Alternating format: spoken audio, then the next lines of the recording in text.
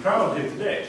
And our strong encouragement is also to take active part in the discussions, of course, during the breaks and during the lunches, but also to ask questions to the lecturers.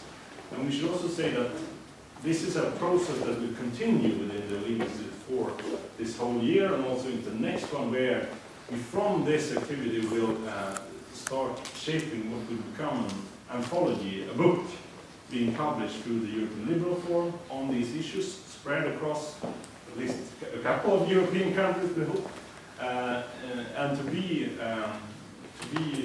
something to put into the discussion on inequality and liberal policy. And we hope that you all are willing to help us contribute to this by asking good questions and helping us to frame, because we will be the editors, to frame what is the really most interesting topics when liberals discuss this issue. Yeah, so I will shortly introduce all the speakers, but instead of taking a lot of time for each and every one of us to introduce ourselves, I figured that once we have a point of question or a remark, we can just introduce ourselves with name and organization. Yeah. That's all right with you guys.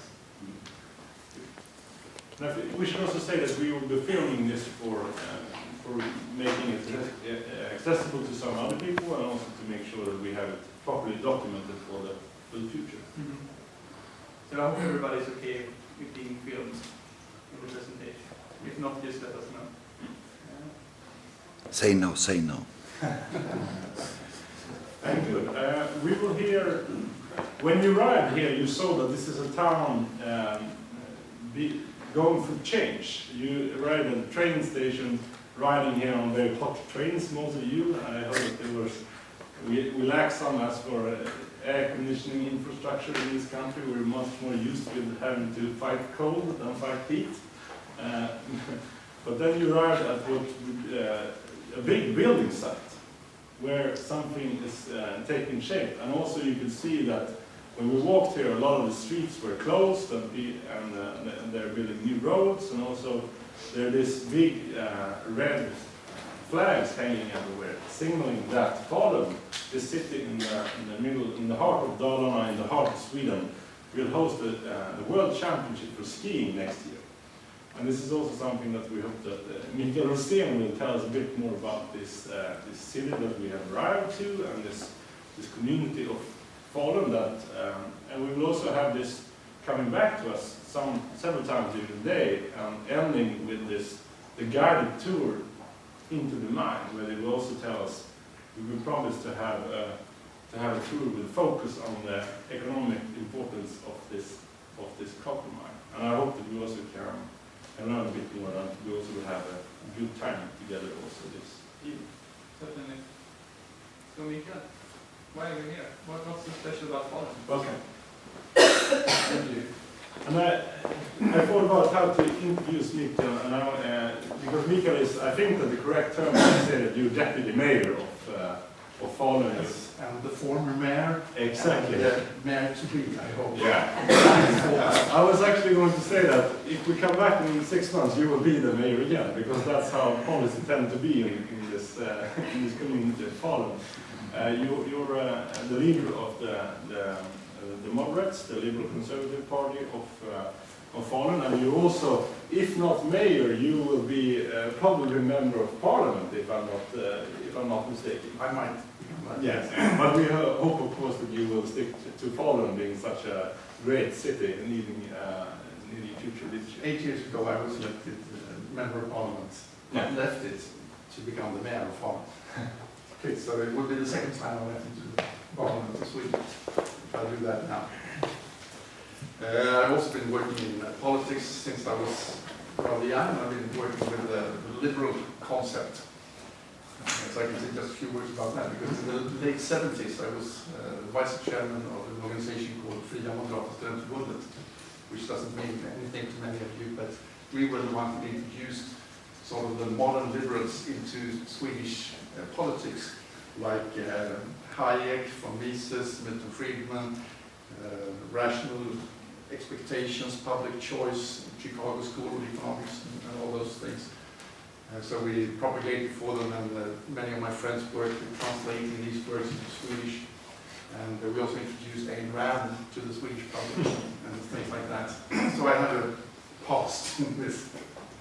Today I'm more of a practical politician, and I was asked to say something about Falun and the mine, and I try to keep my watch at hand because I can talk for hours about this, and I'm not supposed to.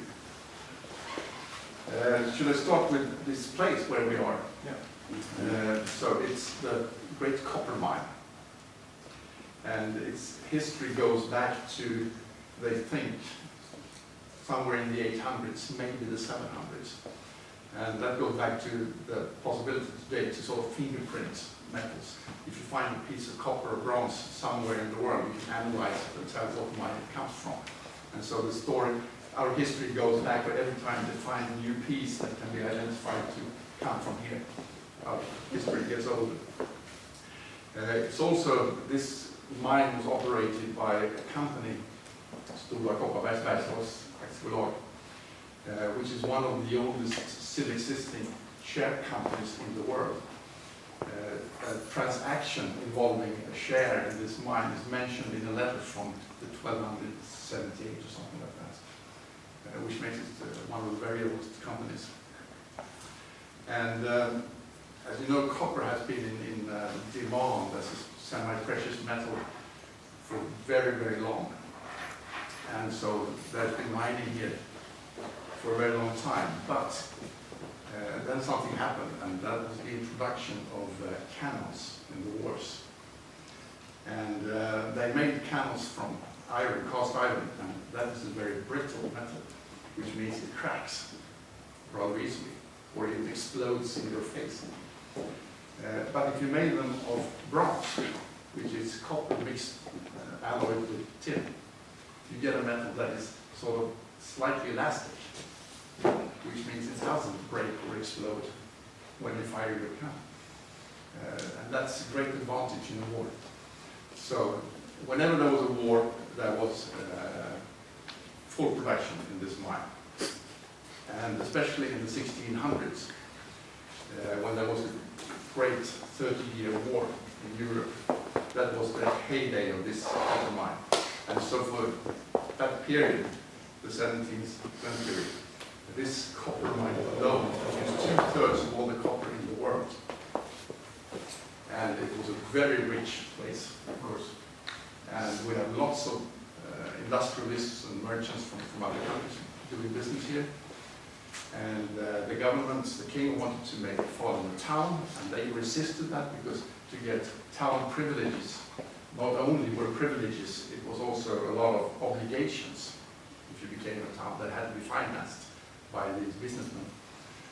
So they fought to prevent this, but in 1641 they had to give in, and Falun became a town with town privileges. And it became immediately the second biggest town in Sweden. We had 6,000 inhabitants at the time, and only Stockholm was bigger with 10,000 inhabitants. The king at the time wasn't the king, it was a queen, but it wasn't even a queen because she was too young to reign the country. It was Queen Christina, and so lots of things in this town are named after her. So the big church at the town square is called Christina kyrkan, Christina's church, and that's from her, and many other things are named after her as well. And actually the letter that made us a town, we had a copy of this in the town hall until the National Archives discovered that the copy that we had was actually the original. So they came for it and they made a very nice copy like we now have in our town hall, since we're not allowed to have the original from 1641 displayed in our town hall. And so now you're going to the tour, but this copper mine was considered the 8th miracle of the world in its heyday. And people traveled here just to look at it. And also technicians and engineers from not only all over Sweden, but all over Europe wanted to work here. This was the place of choice. This was the high-tech place to be during these days. And One of those who came here was Christopher Polhem, who is known in Sweden as the Swedish Isaac Newton, or the father of the mechanics in Sweden. But at the time, the only power source you had was running water. And he was extremely good at designing water systems to collect the power from the water and to construct machinery that could use this power and move it. So we made systems that way you can move this power far away along the ground and also down to make machines and transport the ore out of the mine, and to get pumps working. And when you get out there, you're going to hear a clock that ding, ding, ding, which is the symbol that pumps are working. Because when they did not work, you had to get out of the mine really fast or you would drown, because the water would come back into the mine.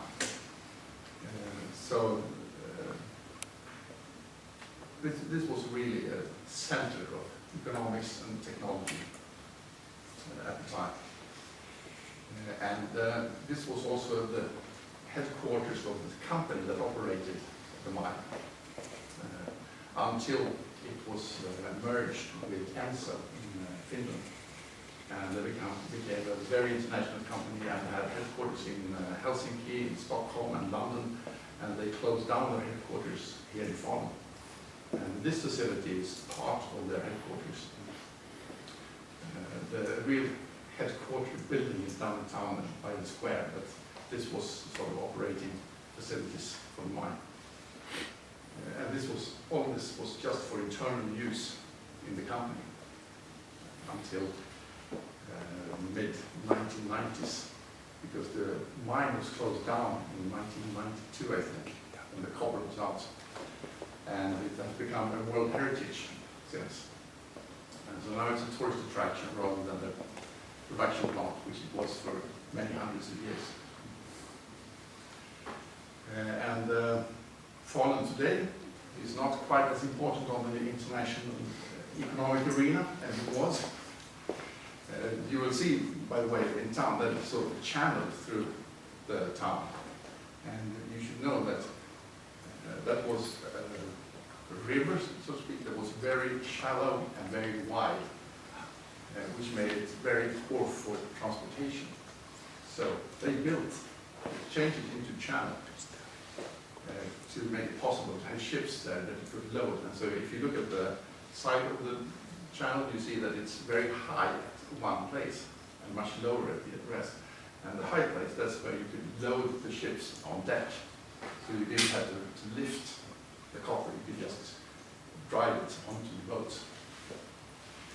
This also meant some problems that we have today, because when this very wide, shallow river was made into a narrow channel, there was a lot of space on the sides that you needed to handle. So they took the waste from the copper mine and put it down there to fill it out.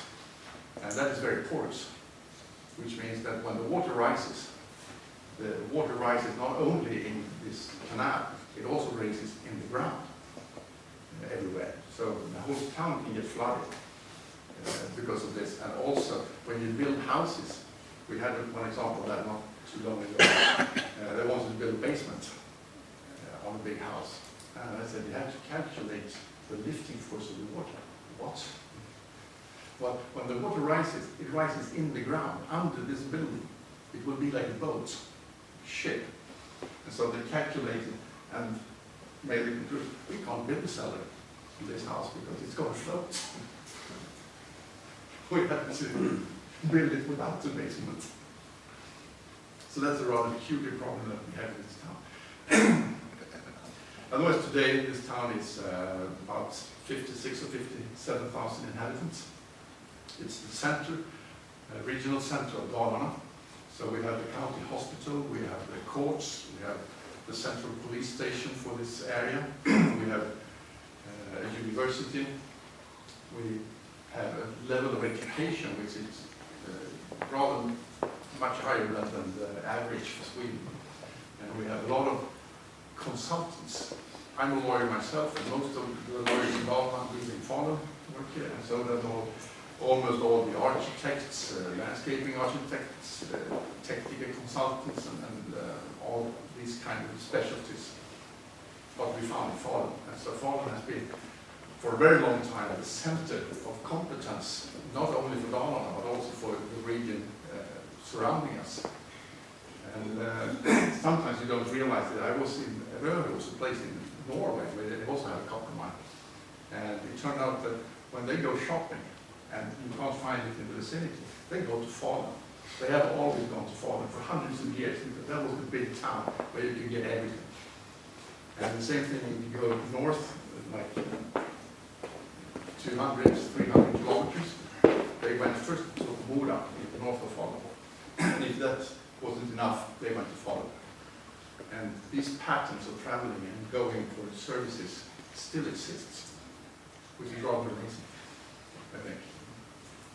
So with a center of competence, a center of economics, and we're also a center for liberalism in Dalarna. We're quite different. Falun is like an island in that respect, when you compare us to all the places around us, because many of those communes around us and towns are industrial towns with a rather heavy social democratic heritage. Or if they're not that, they have a sort of farmer's perspective, which is a rather conservative perspective. And so Falun has always been sort of an island of tolerance and liberalism in this area, and still is. And one example of that is the gay community in Dalarna.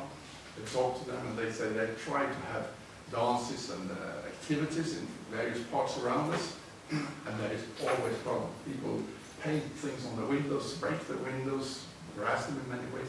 In Falun, that has not even been an issue. They can do it, they can put up the posters, and so much, nothing. It just works. And so, in that respect, you come to the right place to discuss liberalism when you come to Sweden, because this is sort of liberal island. Thank you. Thanks so much, Mikael.